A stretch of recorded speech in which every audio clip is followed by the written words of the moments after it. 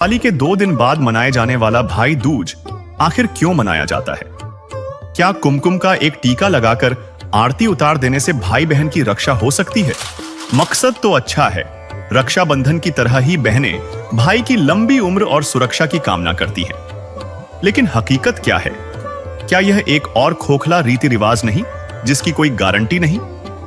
अखबारों की सुर्खियां गवाह हैं कि कई बार भाई दूज के दिन ही भाई बहन हादसों का शिकार हो जाते हैं।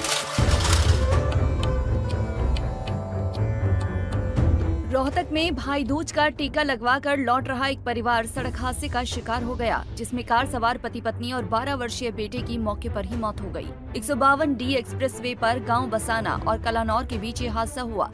भाई दूज के दिन किसी बहन का भाई बिछड़ गया तो किसी घर का चिराग बुझ गया।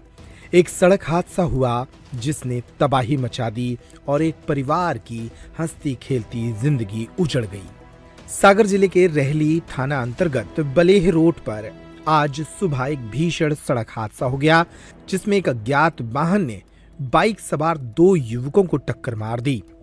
इस दुर्घटना में बाइक चालक की मौके पर ही मौत हो गई, वहीं दूसरा युवक गंभीर रूप से घायल हो गया।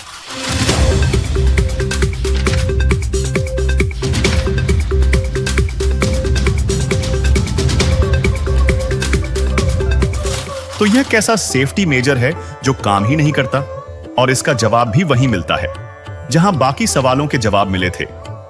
हमारे ही धर्म ग्रंथों के उस हिस्से में जिसे जानबूझकर नजरअंदाज किया जाता है।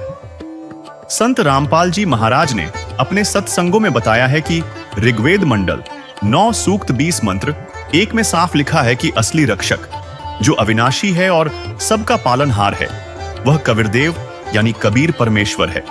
तो दर्शकों, संत रामपाल जी महाराज द्वारा किए गए इस पूरे विश्लेषण से तस्वीर साफ होती है कि जिस दिवाली को हमने श्री राम की वापसी का जश्न समझा, वह असल में माता सीता के अपमान के बाद अयोध्या वासियों ने खुद ही बंद कर दी थी। आज हम सिर्फ एक मरी हुई परंपरा का बोझ ढो रहे हैं, जिसे प्रदूषण और हादसों का जंग लग चुका है। जिस गोवर्धन पूजा को हमने कृष्ण भक्ति समझा, वह असल में कृष्ण जी के ही आदेशों का खुला अपमान है, जहां हम पुण्य कमाने के चक्कर में लाखों जीवों की हत्या का पाप अपने सिर ले रहे हैं। और जिस भाई दूज को हमने रक्षा का कवच समझा, वह एक ऐसी परंपरा है जिसकी अपनी कोई गारंटी नहीं। यह सब शास्त्र विरुद्ध एक मनमाना आचरण है। इन त्योहारों को मनाने से न तो वह सुख समृद्धि मिल सकती है जिसका हमें लालच दिया जाता है, और न ही हमारी रक्षा हो सकती है। असली रक्षक, असली पाप नाशक और कर्म के बंधनों से छुड़ाने वाला बंदी छोड़ कोई और है। वह है कबीर परमेश्वर, जो हमें सिर्फ सुख समृद्धि नहीं बल्कि पूर्ण मोक्ष भी प्रदान कर सकता है।